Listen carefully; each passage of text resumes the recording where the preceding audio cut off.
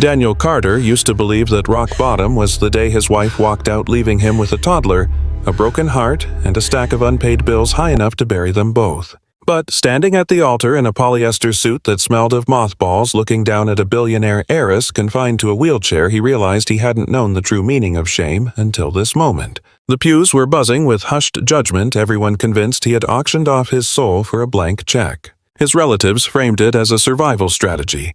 But when the officiant started speaking, the bride abruptly rose from her chair, delivering a single sentence that sucked the air right out of the room. It begged the question who was truly the one on trial that afternoon. 3 months prior to the nuptials, Daniel sat at his chipped kitchen table, eyes locked on the red lettering of an eviction warning. The flimsy sheet of paper weighed a ton in his hands. Silence filled the cramped apartment, broken only by the dying refrigerator's rattle and the groan of settling floorboards. Lucas was passed out in the bedroom. Daniel had waited for the boy's breathing to even out before tearing the envelope open. 38 years on this earth, and he had absolutely nothing to show for it. The split had hollowed him out. 2 years back, his ex bolted with a new man, leaving Daniel to raise their son alone, while drowning in the financial wreckage she left behind. The sedan had been repossessed.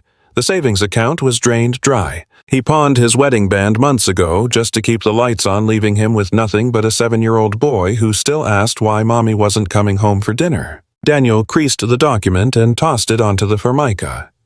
He had exactly 2 weeks to scrape together $3,000, or they would be sleeping on a park bench. He had already tapped out every favor and friend he had. His warehouse wages barely put groceries in the fridge, let alone covered back rent. The well was dry, and he had known it for weeks. Then, as the sun rose the next morning, his phone buzzed with a call from his mother. She didn't bother with pleasantries. She stopped caring about "how are you" long ago. Her tone was transactional and cold, the voice she reserved for business and bad news. She summoned him to her place for the afternoon, claiming she had something urgent to discuss. Daniel said yes, mostly because he was too beaten down to put up a fight. When he walked in, he found her in the living room, flanked by his older brother. Tom, a construction foreman, had always been the golden child who held the family together. The look on Tom's face was shifting and awkward, a sure sign that whatever was coming was going to be ugly. His mother pointed to the armchair. He sat. She wasted no time on small talk. There was a woman filthy rich. She resided just beyond the city limits in the kind of gated fortress usually reserved for Architectural Digest spreads. Her name was Olivia Bennett. The name meant nothing to Daniel, but his mother insisted his ignorance was irrelevant. The only relevant fact was that Olivia was in the market for a spouse. She was 35, single, and confined to a wheelchair following a wreck a few years back. That was the extent of their intel. Olivia was a ghost, no tabloids, no galas, just immense wealth and total seclusion. Daniel looked at his mother like she had grown a second head. He asked if this was a joke. Her stone-faced expression confirmed it wasn't. Tom squirmed in his chair but kept his mouth shut while their mother pressed on, explaining that a mutual contact had brokered the idea. Olivia needed a rock someone steady who wouldn't tuck tail and run when things got complicated. Daniel fit the profile. The deal was simple: meet her charm, her, and secure a marriage license. In exchange, the cash would flow. Lucas's future would be secured, and the debt collectors would vanish. Daniel shot out of his chair. The answer was a hard no. He wasn't about to prostitute himself into a marriage with a stranger just for a payout. He called the whole scheme degrading. His mother didn't yell. She just calmly asked what his alternative strategy looked like. She asked how he planned to keep a roof over Lucas's head, wondering aloud if his precious pride was accepted as legal tender by the landlord. Daniel stormed out without a word, driving back to his crumbling apartment in a desperate attempt to scrub the conversation from his mind. But reality hit that evening when Lucas wandered into the kitchen while Daniel was agonizing over the ledger, clutching a crumbled permission slip. The fee was $40. Lucas asked if they had the money, quickly adding that it was totally fine if they didn't. He claimed he understood, but as Daniel looked at the boy, it broke him to see a 7-year-old already trained to expect disappointment. The excursion was a day trip to the City Science Museum. That was Lucas's whole world. He spent hours rambling about astronauts, orbital mechanics, and the inner workings of machines. The kid deserved to go. He deserved a hell of a lot more than a leaking apartment and a dad who couldn't scrape together $40. The following morning, Daniel dialed his mother. He agreed to the meeting. She didn't sound the least bit shocked. She rattled off an address and a time slot, telling him to clean himself up and look respectable. Daniel killed the call and sat frozen in the driver's seat for an eternity before heading home. The appointment was booked for the upcoming Saturday. Daniel snagged a button-down from Tom and made the drive to the outskirts. The estate was a monstrosity tucked behind wrought iron gates at the end of a long, tree-lined approach. Daniel had never set foot in a zip code like this. His battered sedan seemed to shrink in shame before he even killed the engine.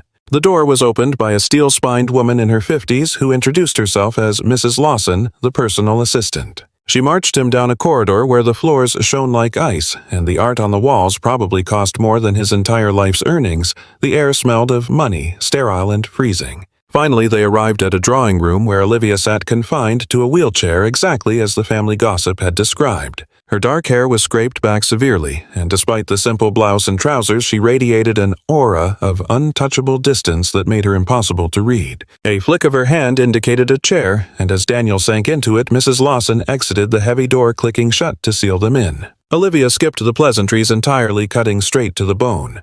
"Why are you here?" He didn't bother varnishing the truth. He was broke, he had a boy to feed, and he admitted his relatives had brokered this introduction because he was out of options. She absorbed every word in silence, then fixed him with a cool stare, asking, "Are you looking for my pity?" "No," Daniel replied, his voice steady.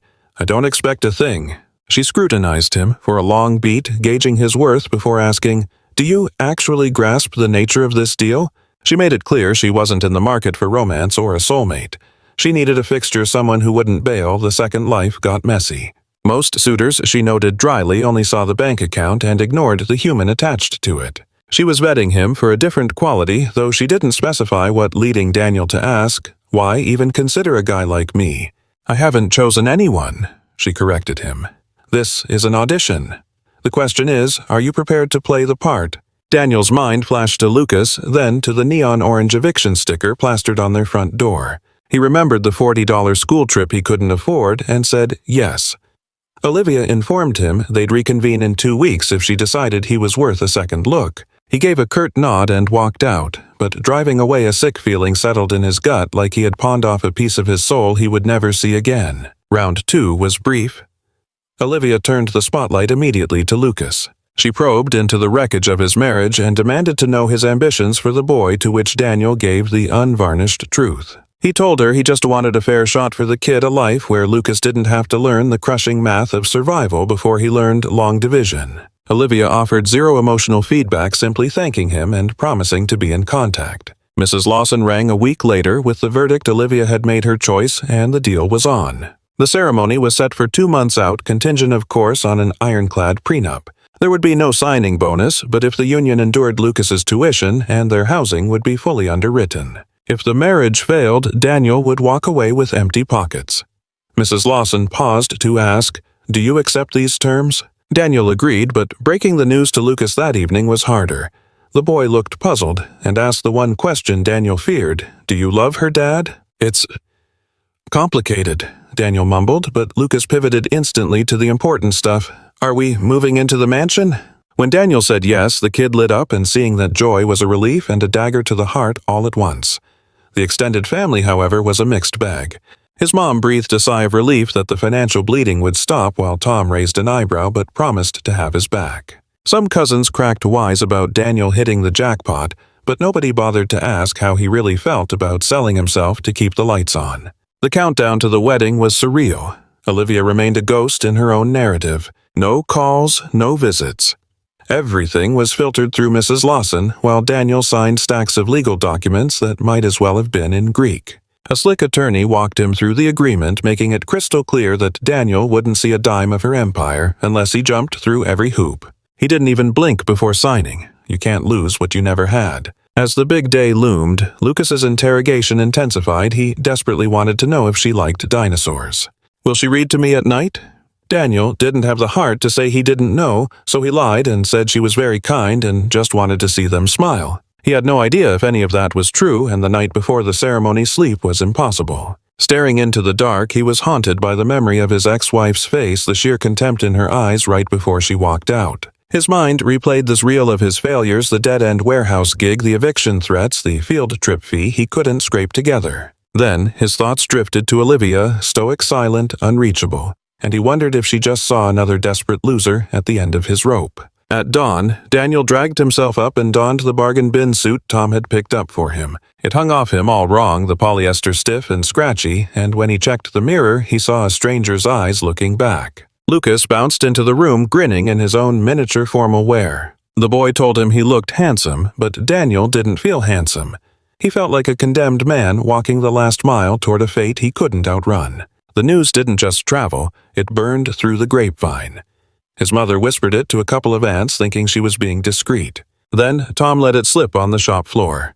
Before the week was out, the whole town had the scoop. Daniel Carter. The guy who couldn't hold on to a marriage or a savings account was hitching his wagon to a disabled heiress. The backlash arrived right on schedule. Mrs. Brennan caught him in the corridor one night. She used to be the sweet old lady who offered cookies, but that version of her was gone. She fixed him with a look that hovered somewhere between sorrow and disgust, muttering about how she prayed he understood the consequences. The way she said it implied he was walking blind off a cliff. He gave a curt nod and kept moving toward his apartment. As the key turned in the lock, her hushed voice drifted over. He caught the important bit's desperate, sad bot. The warehouse floor was even less forgiving. He had been punching the clock there for nearly 12 months. It wasn't a career, but it paid the bills. Everyone knew he was drowning in debt and divorce papers. They used to slap him on the back with pity, but that camaraderie evaporated the second the engagement news broke. Rick, a guy who liked the sound of his own voice, trapped him by the vending machines during lunch. He leaned back, arms folded across his chest, and asked what it felt like to throw in the towel on being a man. Daniel muttered something about keeping his nose out of it. Rick just chuckled, announcing that selling your pride in broad daylight made it everyone's concern. A small crowd started to gather. A few guys shifted their weight awkwardly, but plenty of heads bobbed in agreement. Rick claimed he was setting a dangerous precedent. "Real men earn their keep," he sneered. "They don't look for a sugar mama." Daniel turned on his heel before he did something that would get him fired. 7 days later, a printout appeared, taped to his locker door some tabloid piece about gold-digging husbands. A thick red line circled a section on self-worth with the word parasite, highlighted in neon yellow. He crumpled it into the ball and tossed it.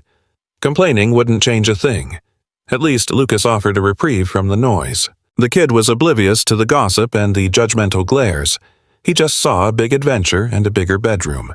All he cared about was green grass to run on and whether the new lady owned a puppy.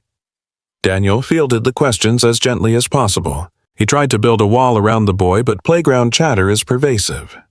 One afternoon, Lucas walked in with his shoulders slumped. When pressed, the boy admitted a friend said his dad was getting married because he wasn't strong enough to support them alone. Daniel clenched his teeth until his jaw ached. He knelt down and asked if Lucas thought it was true. The boy shook his head, but his eyes held a shadow of doubt. Daniel got down on the floor to look him square in the face. He explained that grown-ups sometimes have to take difficult paths to keep their family safe, but that doesn't make them bad people. Lucas absorbed this slowly before asking the killer question. Did he love her? Daniel admitted they were basically strangers. The kid took it in stride better than the grown-ups anyway. The family gatherings were an entirely different kind of torture. His mom threw a dinner party a few weeks out. Every distant relation came out of the woodwork. The tiny living room was packed with cousins and uncles, the air thick with chatter and judgment. People who hadn't called in years were suddenly fascinated by his existence, demanding specs on the mansion. They wanted to note her net worth and if he had signed his rights away. He confirmed the prenuptial agreement with a nod. Cousin Janet cackled, saying at least he wasn't pretending it was a romance. Tom was the only one who dragged him away from the vultures. They retreated to the patch of grass out back. Tom sparked a cigarette and held out the pack. Daniel waved it off. Tom took a long drag, letting the silence hang heavy between them. Finally, he admitted he got it. Said he would probably make the same play if he was in Daniel's shoes. But he warned him not to be naive. The world wasn't going to let him forget he was a kept man. "I'm already living it," Daniel replied. Tom nodded, flicking gray ash onto the lawn. He told Daniel to watch his back with Olivia. People with that kind of money don't make moves without an angle. If she was buying a husband, she expected a return on investment. Daniel said he was well aware. Tom didn't look convinced. As for the bride-to-be, she was a ghost. Daniel only laid eyes on her twice after the deal was struck. The encounters were colder than a business merger. The first was just a logistics check for the big day. She sat in her wheelchair, positioned in the exact spot where they had first crossed paths. Mrs. Lawson stood by scribbling on a pad. Olivia asked if he had any demands for the nuptials. He told her to do whatever she wanted. She declared it would be a quiet affair. He nodded. Then she asked about the boy. Daniel confirmed Lucas would be there. She gave a single sharp nod. That was it. The next time they met, things got weird. When the invitation to dine at the manor arrived, Daniel allowed himself a flicker of hope for intimacy a moment without the housekeeper or legal counsel hovering. Instead of a warm reception, he walked into a cavernous dining room set for a solitary guest. The mistress of the house was nowhere to be found. Mrs. Lawson appeared with a practiced apology stating that business had pulled Olivia away, though she insisted Daniel make himself at home. The housekeeper encouraged him to eat and roam the grounds at his leisure, leaving Daniel to pick at a gourmet meal that might as well have been cardboard. He wandered through the pristine museum-quality halls afterward, finding them cold and devoid of life, eventually departing without catching a single glimpse of his fiancée. Paranoia began to set in. He wondered if this was some sort of twisted assessment of his character, though the criteria for passing remained a mystery. Olivia offered no comfort, no verbal assurances to soften the ironclad terms etched into their prenuptial contract. The legal language was brutal in its simplicity. If Daniel walked away within the first 12 months, he would leave with empty pockets. However, if he endured, Lucas's tuition would be secured and they would have a roof over their heads. Though Olivia's fortune would remain strictly her own. Daniel was legally barred from touching a cent of it, a clause he accepted only because he held 0 bargaining chips, yet the absence of security ate away at his resolve. Darker thoughts plagued him. What if she had a change of heart, or worse, what if this entire arrangement was an elaborate exercise in humiliating him? He tried to blockade those fears, forcing his mind to center solely on his son and the sheer necessity of surviving one day at a time. Yet in the heavy silence between the noise of life, the uncertainty always managed to seep back in. In the dead of night, with Lucas sound asleep and the apartment still, Daniel would hunch over the kitchen table, questioning if he was nothing more than Olivia's pet project. He questioned if she possessed the capacity for emotion at all. 21 days before the ceremony, the phone rang. It was Mr. Hayes, the attorney orchestrating the prenup, requesting Daniel's immediate presence at his firm. Assuming it was merely administrative housekeeping, Daniel went only to have Hayes sit him down and slide a fresh stack of paper across the mahogany desk. The lawyer explained with professional detachment that Olivia's extended clan had demanded further stipulations. The family required absolute certainty that Daniel would never challenge the contract or seek alimony should the union dissolve. They wanted him to waive rights he didn't even know he had. Daniel scanned the legalese, realizing quickly that this addendum was far more draconian than the original agreement. He was to be completely walled off from her accounts and decision-making processes. A divorce would see him ejected from that world with nothing but the shirt on his back. 0 assets. Mr. Hayes paused, peering over his spectacles to ask if Daniel wished to lodge a formal objection. Daniel met the attorney's gaze and asked if this cruelty had been Olivia's idea, to which Hayes clarified it was a mandate from the family trust, not the bride herself. Still, Olivia hadn't fought it. Daniel reached for the pen and signed his name with a steady hand, offering no resistance. Hayes blinked visibly, taken aback by the lack of fight, and asked if Daniel needed a moment to reconsider, but Daniel declined, stating his path was already chosen. If the dynasty wanted to build a fortress around their gold, that was their prerogative. Daniel wasn't there to plunder their vaults. He was there because the world had cornered him. The lawyer filed the document with a sense of finality, and Daniel walked out of the high-rise feeling more hollow than he had when he entered. The final 7 days leading up to the wedding were a gauntlet of social judgment, the quiet murmurs of the town turning into audible scoffs.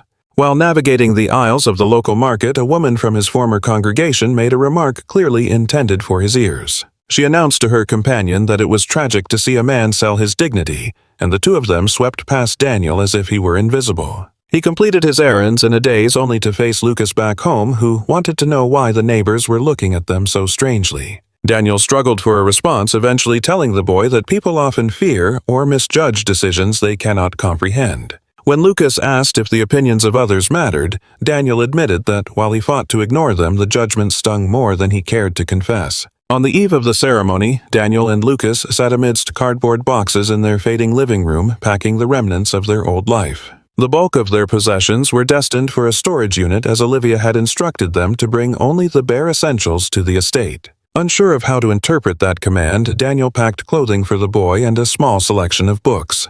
For himself, he took only his wardrobe and a handful of photographs, deeming everything else expendable. Lucas unearthed a dusty snapshot of Daniel and his ex-wife captured years ago in a timeline before their world collapsed. They looked happy in the photo. Lucas held it up, asking if his father missed her, to which Daniel said no, prompting the boy to ask if he was afraid of the wedding. Daniel admitted he was terrified, and Lucas climbed onto his lap, wrapping small arms around him and whispering that everything would be fine. Daniel held his son close, desperate to believe the child's optimism. Later, in the solitude of the bathroom, he confronted his reflection. The man in the mirror looked far beyond 38. Anxiety had etched deep ravines into his skin, and his eyes were dull with exhaustion. He thought of the person he once was, the idealist who believed that grit and honest labor were enough to build a future. That man had ceased to exist. All that remained was a desperate father willing to barter his life to keep his son from starving. Olivia was still a stranger despite the 2 months he'd spent preparing for this union. She was an ice queen, remote, opaque, and utterly unreadable. Her reasons for signing off on this transaction were a mystery he hadn't cracked. Perhaps it was pity. Maybe she was just lonely. Or she was running some private experiment he couldn't see. Daniel felt like a rounding error in an equation he didn't understand. The ceremony was scheduled for 11 o'clock sharp. Sleep refused to come. He lay there, eyes tracing the cracks in the ceiling tuned into the nightly rhythm of the tenement. The fridge rattled in the corner. Tires crunched on the gravel outside. Faint TV static drifted through the thin walls from a neighbor's unit. The soundtrack of the working poor. By sunup, he'd be trading it all for a silence he couldn't afford. Dawn dragged its feet. Daniel dragged himself out of bed, scrubbed himself raw, and wrestled into the bargain bin suit Tom had scavenged. The fabric bunched in all the wrong places. He roused Lucas, guiding sleepy limbs into miniature formal wear. The kid was groggy but buzzing with energy. "We really moving to the mansion, Dad?" Daniel nodded. Lucas beamed.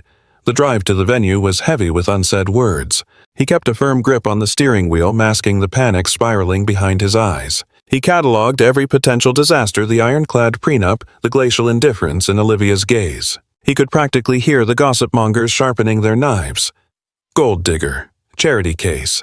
The parasite attached to the host. By the time they pulled up, the stage was already set. Stark, just as she'd insisted. A handful of folding chairs, a bare podium. Zero fanfare. Zero romance. His mom and Tom huddled together. A scattering of strangers occupied the back row, witnesses he'd never met, judging from the shadows. The wedding planner stood sentry at the door, reviewing her clipboard. She acknowledged him with a curt professional nod. Olivia was waiting. Her white dress was simple, expensive, and impeccable. She sat in her chair at the head of the aisle, radiating a calm that bordered on supernatural. She didn't spare him a glance. He marched down the makeshift aisle, Lucas sticking close to his leg. Lucas offered a shy wave. Olivia dipped her chin, the barest acknowledgement. Daniel stepped up to the block. The officiant, a soft-spoken man in his 60s, murmured a greeting and cracked open his ledger. A hush smothered the room. The weight of their scrutiny was physical. His mother beamed with relief. Tom looked ready to snap. Behind him, the gallery of strangers murmured, assessing the merchandise. Daniel stared strictly ahead, refusing to engage. The officiant started his spiel about eternal bonds and shared burdens. It sounded like a script for two other people. Daniel stood rigid, lungs tight, tongue stuck to the roof of his mouth, the point of no return. The man turned to the bride, prompting her for the vows. That's when she gripped the armrests, braced herself, and simply rose. The atmosphere evaporated. It wasn't the hush of reverence. It was the vacuum left when reality fractures. Olivia towered over the chrome frame. She no longer required the white silk of her dress falling straight. No trembling, no struggle. She stood with the poise of someone who had never needed that chair a day in her life. Air snagged in Daniel's throat. His brain stalled, unable to reconcile the image. The invalid, the helpless heiress. The woman whose disability was the only reason society excused a pauper like him marrying her. She was standing tall. It was a lie. A sharp gasp cut the air behind him, his mother sounding scandalized. Tom cursed softly. Lucas yanked on Daniel's jacket, whispering a confused question that nobody heard. Daniel was a statue, frozen. He just watched as she stepped around the obstruction and squared up to him. Her face remained a mask, but the eyes were different now. The ice had cracked, revealing something sharper underneath. She studied him like a scientist examining a lab rat that had successfully navigated a maze. The officiant stood paralyzed, liturgy forgotten, glancing frantically between the standing bride and the stunned groom. Olivia broke the spell. Her tone was crystal clear, slicing through the tension like a razor. She announced that an explanation was due specifically to the man beside her. The disability was a fabrication. The chair was a prop, a litmus test. She let that sink in, watching him process the betrayal. She was tired, she explained, of suitors who looked at her and saw only a bank account with a pulse. Smooth talkers with bright smiles selling dreams they never planned to deliver. The type who would slip a ring on her finger just to get the passcode to her portfolio, then vanish. The second things got real. She knew better than to trust a pretty sentiment. Life had taught her a brutal lesson: people only lie when the payout is big enough to justify the sin. Olivia pivoted, addressing the crowded room, though her gaze remained locked on Daniel like a sniper's scope. The wheelchair, she confessed, wasn't a tragedy. It was a sieve designed to filter out the actors. If a man stepped up to the altar thinking he was signing on for a life of burden with nothing but cash to sweeten the deal, then perhaps, just perhaps, he wasn't a shark. Maybe he was the real thing. A cocktail of emotions churned in Daniel's gut: fury, shame, and a sickening wash of relief. He couldn't tell which one was driving the nausea. For 2 months he had been the main attraction in a circus of judgment. He had signed away his dignity, ignored the snickers in the hallway, and let them call him a gold digger because he believed the sacrifice was necessary. And the whole time it was just a dress rehearsal, a psychological experiment. Olivia had been the scientist behind the glass, observing him, grading him against a rubric he didn't even know he was failing or passing. She stared at him now, admitting she knew exactly what the whispers said. She knew every slur, every accusation, every dirty name the town had thrown at him. And she had let the mud stick just to see if he would wipe it off or wear it. She had to know if he would bolt, if he would demand insurance, or if he would try to leverage her vulnerability to secure a payout before the vows were even exchanged. Daniel hadn't played that game. He had signed that ironclad prenuptial agreement without a single objection. He swallowed every draconian clause her family threw at him, asked for 0 amendments, and when her lawyer offered him an exit ramp, he stayed in his lane. To Olivia, that silence spoke louder than any vow. She noted that 99% of men in his shoes would have carved out a safety net. They would have demanded a signing bonus or a golden parachute in the contract. They would have made sure their time wasn't being wasted for free. But not Daniel. He walked into the lion's den with empty pockets, fully accepting he might be thrown out with even less. That kind of reckless integrity was endangered. That was something you didn't ignore. Daniel's fist tightened until his knuckles turned white. He opened his mouth, but the indignation choked him. He felt flayed open, as if his late-night panic attacks and private desperation were suddenly public property. Olivia had scripted the whole nightmare. The icy distance, the silence, the formal barrier between them, it wasn't her personality, it was her exam. And he had been the unwitting student. His mother shot up from the back row, trembling with rage. She declared this a disgrace, shouting that Olivia had dragged their family name through the dirt for sport. Tom tried to restrain her, placing a heavy hand on her shoulder, but she shrugged him off like an annoying fly. She demanded to know what kind of monster plays God with human lives. Olivia didn't even blink. The kind of person, Olivia replied calmly, who is tired of being the prey. She had built a fortress the only way she knew how. If that made her a villain in their story, she would wear the black hat. But she refused to apologize for vetting a partner before handing them the keys to her existence. Daniel finally cut through the tension. He told her she could have just asked. She could have offered him the truth instead of a trap. She could have spared him 60 days of being looked at like a parasite, or worse. He told her he ate that humiliation because he felt cornered. Because he convinced himself he was doing what had to be done for his son's future. Olivia held his gaze unyielding. That she insisted was precisely why he passed. He wasn't enduring it for his own gain. Every other suitor had looked at her and seen an ATM. Daniel had looked at the situation and seen a job that needed doing. That distinction puts food on the table, Daniel countered, shaking his head. It's easy for you to talk about tests when you hold the whip. She had the capital, the safety net, the control. He was walking a tightrope without a net. He pointed out that she backed him into a corner where yes was the only survival option, and then she judged him for saying it. He asked her if that sounded like justice. Olivia didn't fire back immediately. She studied his face, and the steel in her eyes softened just a fraction. It wasn't quite an apology, but the arrogance faded. She admitted it wasn't fair, but fairness wasn't the objective. Survival was. She was trying to keep the wolves at the door, and she knew she had bruised him in the process. She owned that damage. But she refused to regret getting the answer she needed. Then she lowered her voice, stripping away the audience. She asked him point blank, did he marry her for the check or because he decided to honor the deal? She said she knew desperation signed the paper, but she needed to know what kept him standing there. She wasn't born yesterday. She just needed to know if he ever looked in the mirror and truly assessed his own character. Amidst the chaos, the rage evaporated from Daniel's chest, leaving a leaden weight in its place. His mind drifted to the nights he spent staring at the ceiling, terrified he was making a fatal error. He recalled the scratch of the pen on the prenuptial agreement, the distinct sensation of selling off the last scrap of his autonomy. He remembered Lucas asking if this was real love, and the crushing silence Daniel had offered in return. So he gave it to her straight. He walked down this aisle because he was out of options. He admitted it was about survival, keeping his boy safe and fed and in a decent school. He refused to dress it up as a fairy tale. Yet he made it clear once he shook hands on the deal he wasn't going to back out. He hadn't tried to hustle her or squeeze an extra dime out of the contract beyond what was on the table. He forfeited his rights to prove, if only to himself, that he could keep his integrity even while losing his shirt. This wasn't about acing some character exam. It was just a man trying not to drown while keeping his head above water. If that passed her inspection, great. But she needed to understand the toll it took. There was no glory in it. It was gut-wrenching, degrading, and the hardest shift he had ever worked. Olivia took it all in silent as a statue before giving a slow, deliberate nod. She bought it. That was exactly why she halted the ceremony, because he deserved to know his integrity actually counted for something. She confessed she had been observing him like a hawk for 2 months. She watched him offer deference to Mrs. Lawson, maintaining his manners even when he felt out of place.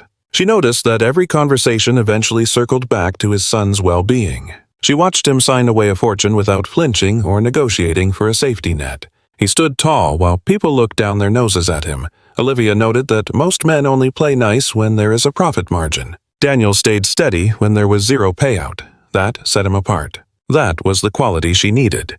She faced the minister and signaled they could proceed if Daniel was still on board. The ball was in his court. She had already decided to see this through 2 months ago. But if he wanted to cut and run, she wouldn't blame him. She knew she had dragged him through the mud. Daniel scanned her face, then glanced down at Lucas, whose eyes were wide with childhood confusion. He checked on Tom, who offered a stoic nod, and his mother, who looked torn between outrage and a sigh of relief. He swept his gaze over the spectators in the back, the gossips, and found their opinions suddenly held no weight. Locking eyes with Olivia, he told her he wasn't going anywhere. He made a promise, and he intended to honor it. Not for her bank account, and not because he won her game, but because he carved this path and he would walk it. He was exhausted from dodging life's curveballs and feeling like a passenger in his own existence. This was the one variable he could manage his own word. The steel in Olivia's posture melted. It was the first time the armor truly dropped. That was the only assurance she required. She held out a hand, and he didn't hesitate to grip it. Her handshake was solid and warm. She promised they would navigate the chaos as a team. The minister coughed nervously, asking if the drama was over. They both assented. The ceremony sprinted to the finish line, the officiant racing through the liturgy before another objection could arise. When the marriage was pronounced, the room stayed dead quiet, no cheering, just thick tension. The couple stood their ground. She released his hand but stayed right in his orbit. Lucas tugged at her dress, asking if she was all right. She flashed the boy a genuine, unguarded grin. That appeased the kid, but Daniel's mother walked up looking shaken. She admitted she couldn't wrap her head around the spectacle. Olivia nodded, hoping time would smooth out the edges. The older woman didn't reply. She just grabbed her grandson and steered him toward the exit. Tom gave his brother a firm squeeze on the shoulder, promised to ring him up later, and trailed their mother. The gallery of strangers filtered out in hushed tones, keeping their judgments to themselves. The silence in the room was heavy, broken only by the metallic click of Mrs. Lawson collapsing the wheelchair. Her face was a mask of professional indifference typical of those who serve the elite. She did not bat an eye at the deception. Watching her, Daniel felt a cold certainty that the staff always knew the family's secrets long before the punchline landed. Olivia finally pivoted toward him, her demeanor shifting from performance to negotiation. "We need to talk," she stated, her voice low. "Not here, but soon." She spoke of drafting a new constitution for their union, setting boundaries and managing expectations. This marriage was legally binding, she reasoned, but they were not required to mimic the hollow arrangements of her social circle. "We write the rules ourselves," she insisted. Daniel nodded slowly. In a life where he rarely held the pen, that proposition sounded more than fair. A genuine softness returned to her features, a rare, fleeting smile. "I actually think," she ventured, "that we might survive this without killing each other." "I hope so," Daniel replied, the gravity of his situation cutting through the moment. Unlike her, he had no safety net to catch him if this high-wire act failed. This was his only shot. They exited the ceremony hall side by side, leaving the folded wheelchair in the corner a discarded prop from a cruel little morality play. The afternoon sun hit them with unforgiving clarity the moment they stepped outside. Daniel narrowed his eyes against the glare, his mind still reeling from the sudden shift in reality. He had been an unwitting participant in a character test. The wealthy had appraised him like an antique, measured his moral fiber, and surprisingly deemed him authentic. The indignity of it sat heavy in his chest.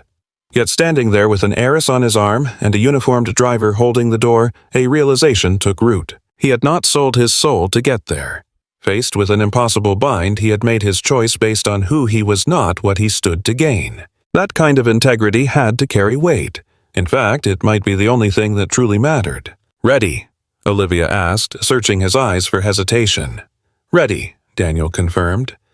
They slid into the car, the engine purring as it carried them toward the estate and the unknown territory ahead. A person's value is not found in their bank balance or their lineage, Daniel mused as the gates closed behind them. It is measured by how steady they stand when the world kicks the crutches away and leaves them with nothing but their own backbone.